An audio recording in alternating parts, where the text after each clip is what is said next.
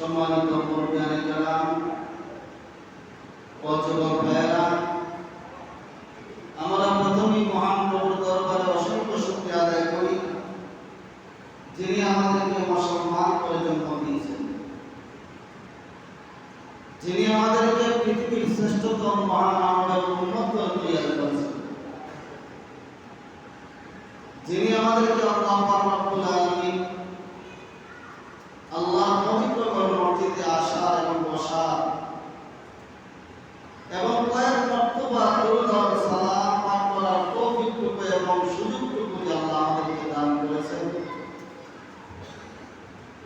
এই জন্য আমরা অন্তরের অন্তঃস্থল থেকে আল্লাহর দরবারে শুকরিয়া আদায় করি, উচ্চ সুরে বলি আলহামদুলিল্লাহ। আমরা আরো শুকরিয়া আদায় করি যে আল্লাহ পাক রব্বুল আলামিন সমস্ত কাম কাজ ত্যাগ করে দুনিয়ার জান্নাতে পবিত্র মসজিদে শুক্রবার দিনে আমাদেরকে আসার তৌফিক দিয়েছেন এবং সাইয়্যিদুল মুরসালিন খাতামুন নবী রহমতের নবী নূরের নবীর উপর কয়েক মর্তবা দরুদ সালাম পাঠ করার তৌফিক আল্লাহ আমাদেরকে দান করেছেন। যে নবীর উসিলা আল্লাহ পাক রব্বুল আলামিন আসমান জমিন চন্দ্র সূর্য লৌহে মাহফুজ কুল কায়নাত সৃষ্টি করেছেন, যে নবীজি আল্লাহ পাক রব্বুল আলামিন সৃষ্টি না করলে পৃথিবী কোনো কিছু আল্লাহ সৃষ্টি করতেন না, এই পৃথিবীটা অন্ধকার থেকেই যাবে। ওই নবীজির উপর দরুদ পড়লাম, যে নবীজি যত পয়গম্বর আছেন নবীগণ আছেন সবাই তো আল্লাহকে রাজি খুশি করার জন্য, আল্লাহকে সন্তুষ্ট করার জন্য চেষ্টা করে যেত। সমস্ত নবী আল্লাহকে সন্তুষ্ট করার জন্য, আল্লাহকে রাজি এবং খুশি করার জন্য আপনার চেষ্টা করে যেতেন। নূহ আলাইহিস সালাম আল্লাহকে রাজি খুশি করার জন্য চেষ্টা করেছেন। হযরত আদম আলাইহিস সালাম 350 বছর কেঁদেছেন, আল্লাহর শুকরিয়া আদায় করেছেন আল্লাহকে সন্তুষ্টি করার জন্য। হযরত আইয়ুব আলাইহিস সালাম রোগাক্ত অবস্থায় ছিলেন, কুষ্ঠরোগ ছিলেন, সমস্ত শরীর কীড়াকে ভরে গিয়েছিল, তারপরও আইয়ুব আলাইহিস সালাম আল্লাহর শুকরিয়া আদায় করেছিলেন, আল্লাহ সমস্ত অঙ্গ প্রত্যঙ্গ কীড়াকে ভরে গিয়েছে, এতে কোনো আমার দুঃখ নাই, কিন্তু আমার জবানটাকে এখন পর্যন্ত কোন কীড়াকে আক্রমণ করে নাই। এই জবান দ্বারা কারণ আপনার শুকরিয়া করতে পারি, আদায় করতে পারি, এই জবান দ্বারা ডাকতে পারি, এই জন্য কিয়ামত পর্যন্ত শুকরিয়া আদায় করলে শেষ হবে না। সুবহানাল্লাহ।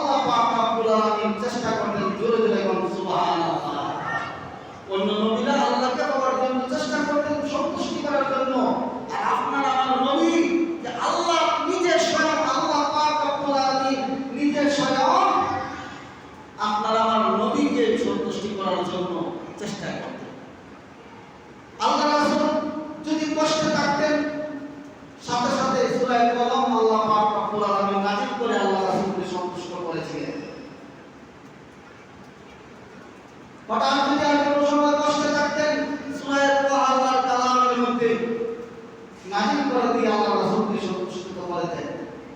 আবার যদি কোনো সময় কষ্ট থাকতেন সূরা কাউসার, মহাগ্রন্থ আল কোরআনের মধ্যে আছে সূরা কাউসার নাজিল করে আল্লাহ রাসূলকে খুশি করতেন। জোরে জোরে বলুন সুবহানাল্লাহ। আল্লাহ বলেন সমস্ত নবীগণ আমাকে সন্তুষ্টি করার জন্য পাগল হয়ে যেত, আর আমি স্বয়ং মহান রব্বুল আলামিন আমার বন্ধু আমার হাবিবকে সন্তুষ্টি করার জন্য, খুশি রাখার জন্য আমি আল্লাহ পাগল হয়ে যেতাম। জোরে জোরে বলুন সুবহানাল্লাহ। ওই নবীর উম্মত যে নবীর উম্মত হওয়ার জন্য আগেকার নবীগণ আফসোস করে গেছে, ওই নবীর উম্মত আমাদেরকে আল্লাহ পাক রব্বুল আলামিন এই পৃথিবীর জমিনে সৃষ্টি করেছে। আজকে আমরা ওই নবীর উম্মত হইয়া মন গড়া করে জীবন যাপন করছি। আল্লাহর হুকুম মানি নাই, রাসূলের আদর্শ সুন্নাত তরিকা বিধিবিধান মতে আমরা চলি, মন গড়া করে জীবন যাপন করছি। আল্লাহ রাসূলের অনুসরণ করে আমাদের কাছে নাই, আল্লাহ রাসূলের সুন্নাত মহব্বত ভালোবাসা আমাদের কাছে নাই, আল্লাহর হুকুম আমাদের কাছে নাই। জিবরাইল আলাইহিস সালামকে আল্লাহ পাক রব্বুল আলামিন ৭০,০০০ ডানা দিয়ে সৃষ্টি করেছিলেন। সুবহানাল্লাহ বলেন না? কয় হাজার ডানা? ৭০,০০০ ডানা জিবরাইল আলাইহিস সালাম সৃষ্টি করেছেন। জিবরাইল আলাইহিস সালামের দুইটা ডানা যদি দুই প্রান্তে সরানো হতো, কিতাবের মধ্যে আসছে পৃথিবীর এক প্রান্ত থেকে আরেক প্রান্ত পর্যন্ত লেগে যাইত। জোরে জোরে বলুন সুবহানাল্লাহ। ৭০,০০০ ডানা দিয়া জিবরাইল আলাইহিস সালামকে আল্লাহ সৃষ্টি করেছেন। জিবরাইল আলাইহিস সালাম হঠাৎ করে ২ রাকাত নফল নামাজ আদায় করে আল্লাহর কাছে দোয়া করতেন। ও ২ রাকাত নফল নামাজ ৩০,০০০ বছর লেগেছে। কয় হাজার বছর? ৩০,০০০ বছর। জিবরাইল আলাইহিস সালাম ৩০,০০০ বছরের ২ রাকাত নফল নামাজ পড়েছেন। আল্লাহ পাক রব্বুল আলামিন জিবরাইলের প্রতি খুশি হয়ে গেলেন।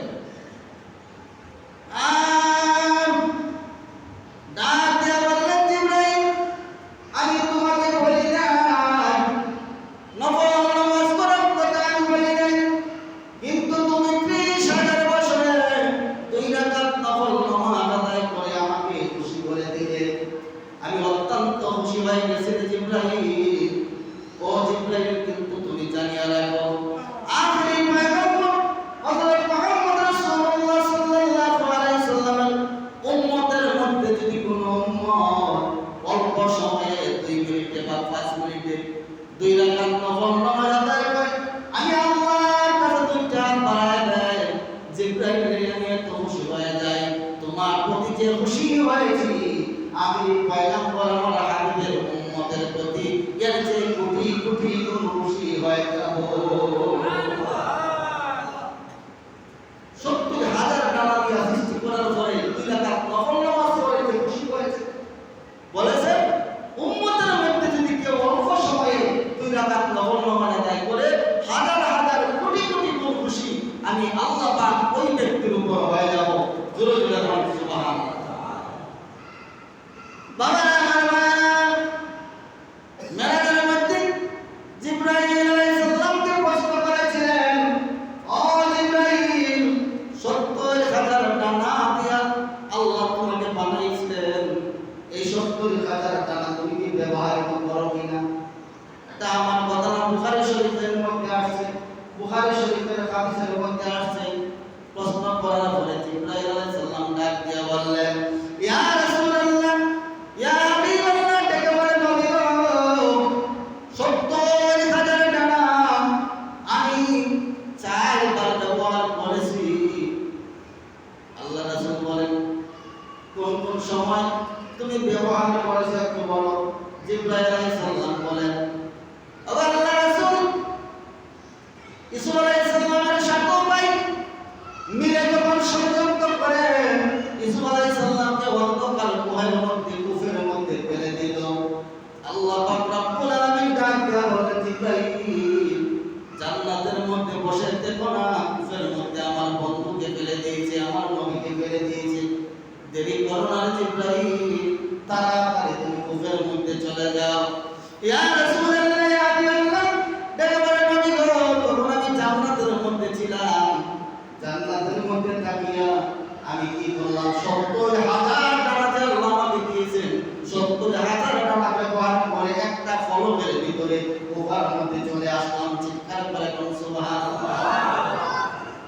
আমি ইউসুফ আলাইহিস সালামকে আমার হাতের মধ্যে দিলাম। ওই প্রথম একবার ব্যবহার করেছে, আবার কোন সময় পেরে চলে নিলাম।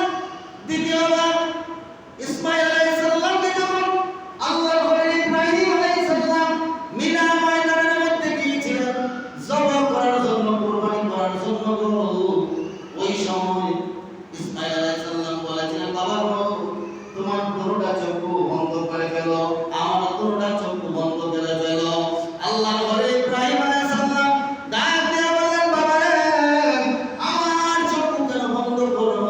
ইসমাঈল আলাইহিস সালাম বললেন, বাবা, প্রাণটা বড় মায়ার জিনিস, যখন তুমি আমার গলার মধ্যে ছুরি লাগাই দিবা গো, ছুরি লাগানোর সাথে সাথে এক তীর পরিমাণ আমার দিকে তাকাইয়া আমার স্নেহ মায়া মহব্বত ভালোবাসার মধ্যে কিঞ্চিত পরিমাণ যদি তোমার অন্তরের মধ্যে ঢুকে যায়, আমি ইসমাঈল কুরবানি কবুল হবে না। এই জন্য আগে চোখটা বন্ধ করে দিয়েছে ইব্রাহিম এবং ইসমাঈল। মিনার ময়দানের সময় দাঁড়ানোর ছুরি যখন ইসমাঈলের নবীর গলার মধ্যে লাগাই দিলেন, আল্লাহ পাক রব্বুল আলামিন জিবরাইলকে ডাক দিলেন, জিবরাইল আর দেরি করো না, তাড়াতাড়ি যাও। জিবরাইল বলে, আমি এত তাড়াতাড়ি আসলাম, আমার ৭০,০০০ টাকা একসাথে যখন জোর করে ফলক দিলাম, মারলাম, আমি জান্নাত থেকে মিনার ময়দানের মধ্যে একটা সেকেন্ড দেরি হয় নাই। কারণ এই তাম আসমানের যত ফেরেশতারা ছিল সবাই আশ্চর্য হয়ে গিয়েছিল, ইসমাঈল নবীর গলাটা এখনই কেটে ফেলবে হাইবে, সবাই আফসোস করতে লাগলো। আমি জান্নাতে বসে থাকি নাই, অতি সত্তর এক ফলকের ভিতরে ইসমাঈল আলাইহিস সালামের কাছে চলে আসলাম, জান্নাত থেকে একটা দোমা নিয়ে চলে আসলাম, দোমাটা তলোয়ারের দিকে ছুরির দিকে রাইখা ইসমাঈল আলাইহিস সালামকে সরাইয়া ফেললাম। বলে যে সুবহানাল্লাহ। ওই দ্বিতীয়বার আমি ৭০,০০০ টাকা বই করেছিলাম। তৃতীয়বারের সময় আমি বই করেছিলাম নমরুদের সংগঠনরা, নমরুদের বাহিনীরা সবাই মিলে যখন আল্লাহর খলিল ইব্রাহিম আলাইহিস সালামকে আগুনের মধ্যে ফেলে দিয়েছিল। এত ভয়ঙ্কর আগুন ভাই, এই আগুনের মধ্যে যখন ফেলে দিয়েছিল, আগুনের শিখা প্রশিখা ৭০ বার উপরের রক্ত পানি জ্বলে পড়ে সারকার হয়ে যাইত। এমন ভয়ঙ্কর আগুনের মধ্যে আল্লাহর খলিল ইব্রাহিম আলাইহিস সালাম কে ফেলে দিল। তখন আমার মহান আল্লাহ রাব্বুল আলামিন ডাক দিয়ে বললেন, জিবরাইল আর বসে থাকো না, তাড়াতাড়ি যাও, একটা মাত্র আমাকে ডাকনেওয়ালা আমার বন্ধু আমার খলিলকে আগুনে ফেলে দিয়েছে, তাড়াতাড়ি তুমি যাও, খলিলকে আগুন থেকে বাঁচাও, আগুনটাকে নিভাইয়া দাও। জিবরাইল আলাইহিস সালাম বলেন, নবী গো, আমি দেরি করি নাই, আমি একটা সেকেন্ড দেরি করি নাই। আল্লাহর হুকুম পাওয়ার পরে আল্লাহর হাবিব আল্লাহর বন্ধু আগুনের মধ্যে বসে রইছেন, আমরা তো মনে করেছি না জানি কি হয়ে যায়, না জানি কি হয়ে যায়, আর দেরি করি নাই গো। আমার ৭০,০০০ পাখনা দিয়া যখন একটা পলক মারলাম, এই পলকের সাথে সাথে আমি আল্লাহর খলিল ইব্রাহিম আলাইহিস সালামের আগুনে চলে গেলাম। ডাক দিয়া বললাম, আল্লাহর খলিল ইব্রাহিম, আমাকে বলো এই মুহূর্তে আমি আগুনটা নিভাইয়া দেই, আগুনটা ফেলে দেই। আল্লাহর খলিল বলেন, ইব্রাহিম, তোমার কাছে কেন আশ্রয় যাব, তোমার কাছে কেন আমি সাহায্য যাব? কারণ যে আল্লাহ রাব্বুল আলামিন ওই আগুনের মধ্যে আমাকে ফেলে দিয়েছে, ওই মহান আল্লাহ রাব্বুল আলামিন ওই আগুন থেকে বাঁচাইবেন। চিৎকার করে বল সুবহানাল্লাহ। তোমার কাছে আমি সাহায্য চাও, কত বড় বিপদ, তারপরও তুমি জিবরাইলের কাছে আমি সাহায্য চাও কেন? আমি মহান আল্লাহর কাছে সাহায্য চাবো, যে আল্লাহ আমাকে আগুনের মধ্যে ফেলে দিয়েছে, ওই আল্লাহই আমাকে আগুন থেকে বাঁচাবে। বাবারা, চতুর্থ নম্বর, আমি ৭০,০০০ টাকা এক পলকে মেরেছিলাম।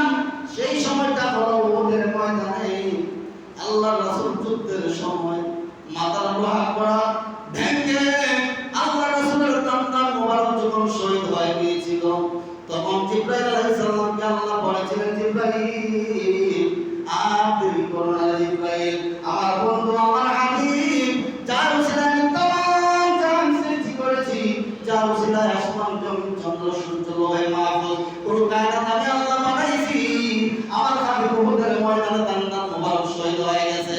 ওই দান্দার যদি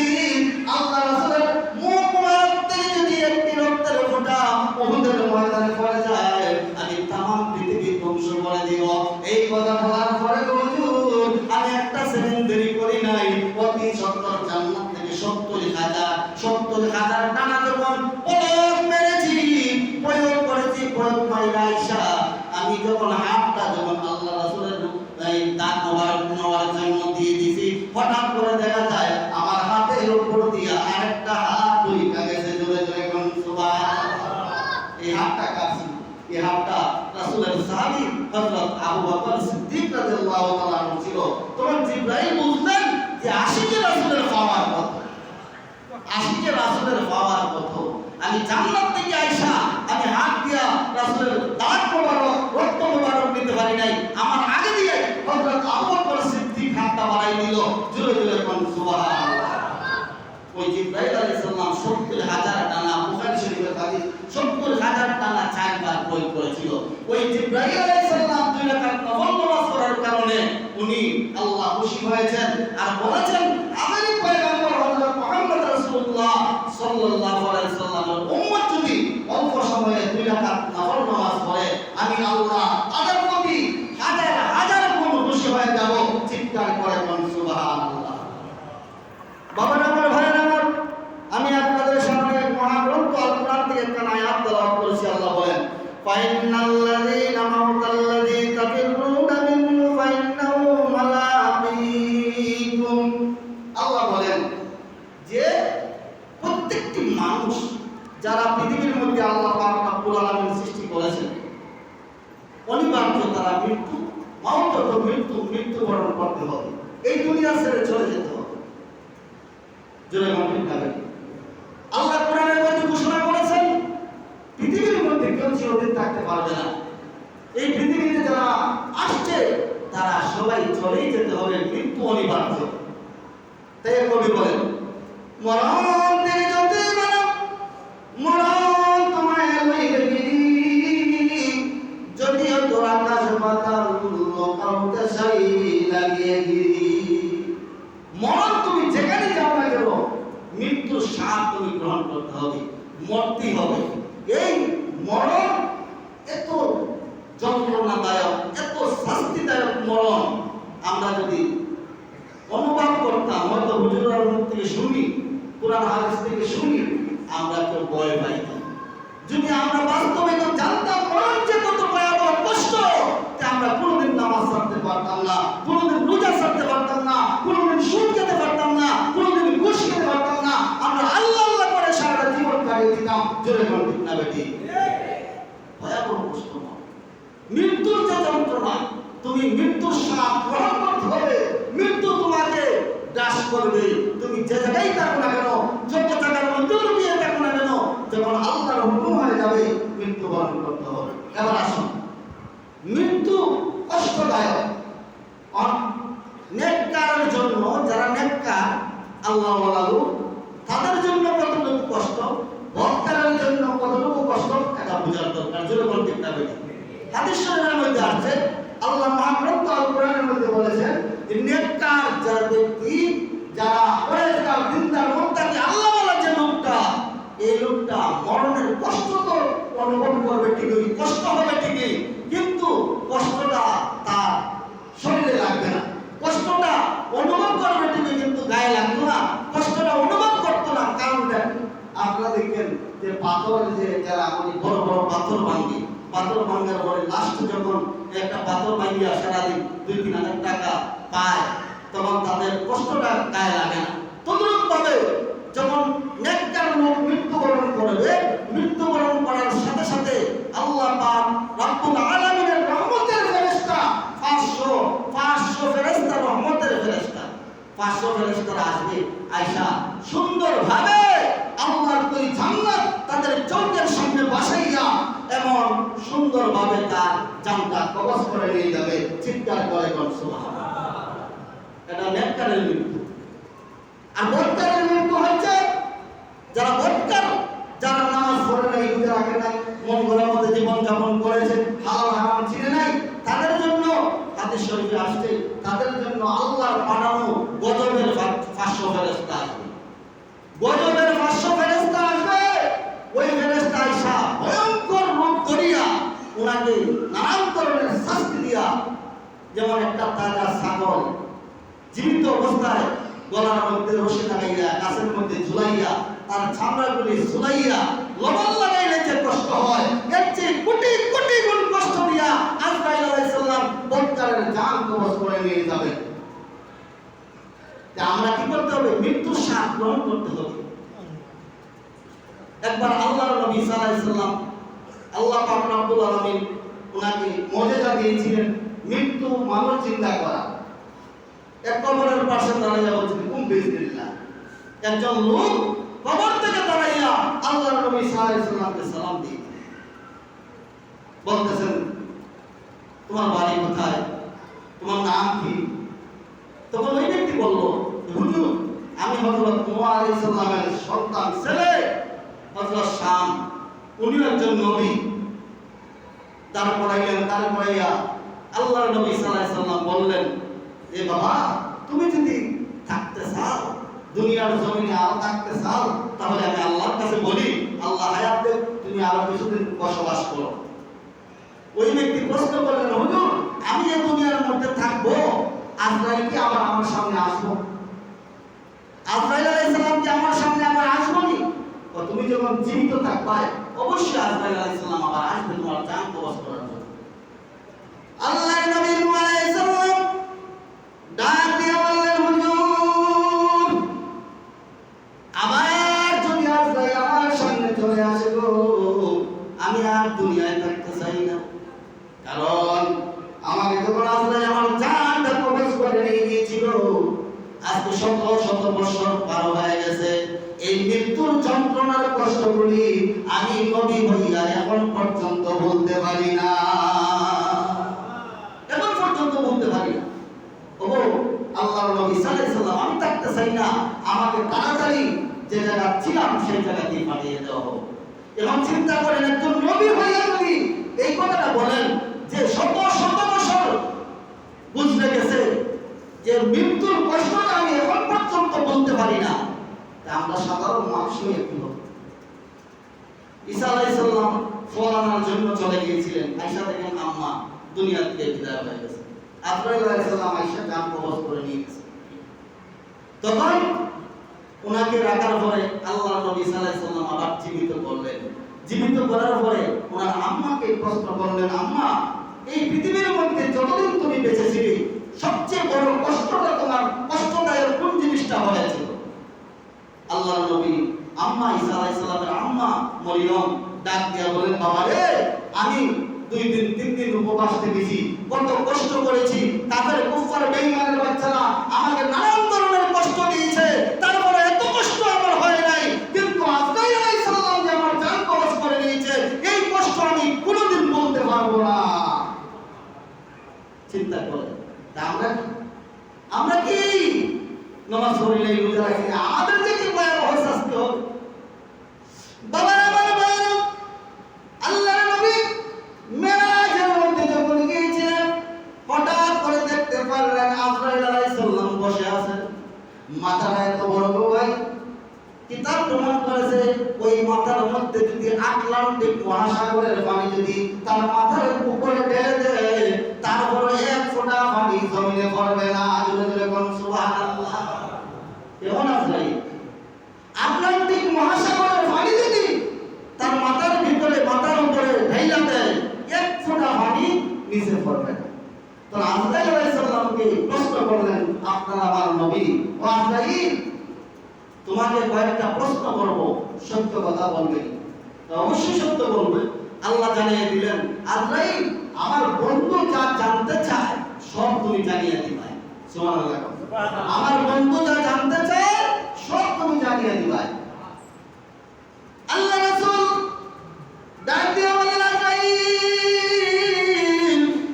ওরে আজরাইল তুমি যে জান কবজ করো আমার উম্মতের জান যখন কবজ করো কবজ করার সময় কোন সময় তোমার জান কবজ করতে মায়া লেগেছে, কষ্ট লেগেছে? আজরাইল আলাইহিস সালাম ডাক দিয়ে আমার হুজুর গো আমি আজরাইল দুইজন ব্যক্তির জান কবজ করতে সবচেয়ে কষ্ট পেয়েছিলাম, মনে মনে ভেবেছিলাম আমার যদি ক্ষমতা থাকতো আমার যদি পাওয়ার থাকতো তাহলে আমি আল্লাহ তাদেরকে হায়াত দিয়ে দিতাম। আল্লাহ রাসূল বলেন আজরাইল কোন দুই বেশি মায়া লেগেছে। আজরাইল ডাক দিয়া বলেন, ও হুজুর, আটলান্টিক মহাসাগরের মতো এমন একটা সাগর, জাহাজ দিয়া যখন যাচ্ছিলাম হঠাৎ করে ওই জাহাজটা ব্যঙ্গের তছনছ করে দিয়েছিল জলতুফানে। একটা তক্তার মধ্যে একটা মহিলা, ওই মহিলা একটা সন্তান প্রসব করেছে। প্রসব করার পরে আমার মহান আল্লাহ রাব্বুল আলামিন ডাক দিয়া বলেন, আজরাইল, আর দেরি করো না গো, তাড়াতাড়ি যাও, ওই মহিলার জানটা তুমি কবজ করে নিয়ে আসো। এরকম সুবহানাল্লাহ। চিন্তা করছেন? আজরাইল বলে, হুজুর গো, তখন আমার খুব কষ্ট লেগেছিল, মায়া লেগেছিল। একটা মাসুম বাচ্চা সাগরের মধ্যস্থলে একটা কাঠের উপরে হাবুডাবু খাচ্ছে। এমন অবস্থায় আমি মহিলার জানটা কেমন করে কবজ করে নিয়ে আসি। তখন তো হুজুর আমার মনের মধ্যে একটু কষ্ট লেগেছিল, মায়া লেগেছিল। তখন আমি ভেবেছিলাম, আমার যদি ক্ষমতা থাকতো তাহলে আমি ওই ব্যক্তিকে হায়াত দিয়ে দিতাম। হুজুর, দ্বিতীয় নম্বর কষ্ট আরেকজনের জন্য হয়েছিল। তার নাম সাত্তার। ওই সাত্তারকে আল্লাহ ক্ষমতা দিয়েছিলেন, রাজত্ব দিয়েছিলেন, টাকা পয়সার কোনো অভাব দিয়েছিলেন না। ওই সাত্তার ক্ষমতার লোভে পড়ে সাত্তার একটা জান্নাত তৈরি করে ফেললো।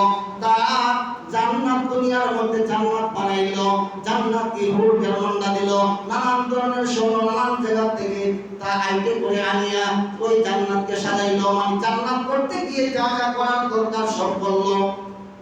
তখন আজরাইল আলাইহিস সালাম বলেন, হুজুর, জান্নাতের মধ্যে যেদিন ঢুকবে আল্লাহ বলে, যাও, তাড়াতাড়ি যাও, ইয়া সাত্তারের সাথে তুমি দেখা করো। আমি আসলাম, আয়েশা সাত্তারকে সালাম দিলাম, আমার সালামের উত্তর দেয় না, কারণ আমি হুজুর রূপে এসেছিলাম। হুজুরকে তো কেউ ভালো পায় না, হুজুরকে নষ্ট হয়ে গেল। আমরা নানান ধরনের বাজনা যন্ত্র নিয়ে আমরা কি করবো, ব্যস্ত উদ্বোধন করবো, জান্নাত উদ্বোধন করবো, এই হুজুরকে কাজ করবো, এই তারা কাজ করবো, বের করে দাও।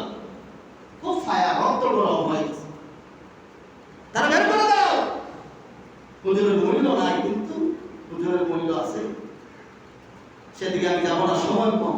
তখন ওই ব্যক্তি চলে গেল, মানে হুজুর আজরাইল আলাইহিস সালাম চলে গেল। সাত্তার অনেক আনন্দের সহিত চলতে চলতে চলতে চলতে জান্নাতের মধ্যে যাবে। গেটটা খুলছে, খুললে একটা পাও জান্নাতের ভিতরে ঢুকাইছে। এমনই আজরাইল আলাইহিস সালাম কানে কানে গিয়া, সাত্তারের কানে কানে গিয়া বলতেছে, সাত্তার, আমি হুজুর নয়, আমি হইলাম হযরত আজরাইল আলাইহিস সালাম। সুবহানাল্লাহ। যখন আজরাইলের কথা শুনেছে, তার রক্ত পানি হয়েছে। যে গরম রক্ত ছিল, এই রক্তগুলি পানি হয়ে ঠান্ডা হয়ে গেছে এবং বলতেছে, আজরাইল, আমাকে একটু সময় দে। এত কাকুতি মিনতি শুনে আমাকে বলেছিল, হুজুর, এত কাকুতি মিনতি শুনে আমি জান্নাতটা বানাইছি, কত স্বপ্ন আমার, কত সুন্দর করে জান্নাত বানাইছি, একটা পাও আমি জান্নাতে ঢুকাইছি, আর একটা পাও ঢুকাইবার ক্ষমতা আমার হচ্ছে না। তুমি আসছো আমাকে জান কবজ করার জন্য, আজরাইল, একটু সময় দাও, একটু সময় আমাকে দাও, আমি জান্নাতের ভিতরে ঢুকবো আর বের হয়ে যাব। আল্লাহ বলেন, আজরাইল, তাকে আর একটা সেকেন্ডের সময় দেওয়া যাবে না। ওই এমন অবস্থায় তার জান কবজ করে ফেলো। জান কবজ করে ফেললেন। আজরাইল বলে, ওই ব্যক্তির জানটা কবজ করতে গিয়ে আমার একটু মায়া লাগছিল, কারণ সে এত আফসোস করে, এত শোক করে জান্নাত বানাইছে, তার আশাটা আল্লাহ পূরণ করেন নাই। এই আল্লাহ, মরণ থেকে যদি পালাও, মরণ তোমায় লইবে গিরি, যদিও তোর আকাশ পাতাল লোকাওতে চাই লাগিয়ে গিরি। মরণ এমন একটা জিনিস, মরণের আক্রমণ থেকে কেউ বাঁচবেন না। এটা যদি বাঁচা যাইত, তাহলে আপনার আমার নবী সাইয়্যিদুল মুরসালিন, খাতামুন নবীন, রহমতের নবী, নূরের নবী গো, যার ছেলে আল্লাহ পাক রব্বুল আলামিন আসমান জমিন চন্দ্র সূর্য লৌহে মাহফুজ কুল কায়নাত পৃথিবীর মধ্যে আল্লাহ বানাইছে, ওই নবীর কাছে আজরাইল যেত না। জোরে কোন ঠিক না বেটি? আপনার আমার নবীর কাছে আজরাইল গেছে।